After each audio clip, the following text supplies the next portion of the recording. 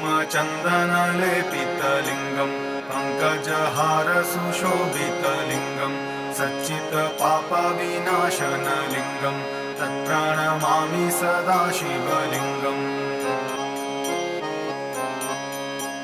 देवगणार्चितसेवितलिङ्गं भावैर्भक्तिभिरेव च लिङ्गं दिनकरकोटिप्रभाकरलिङ्गं तत्प्रणमामि सदा शिवलिङ्गम्। अष्टदलोपरिवेष्टितलिङ्गं सर्वसमुद्भवकारणलिङ्गम् अष्टदरिद्रविनाशितलिङ्गं तत्प्रणमामि सदा शिवलिङ्गम्।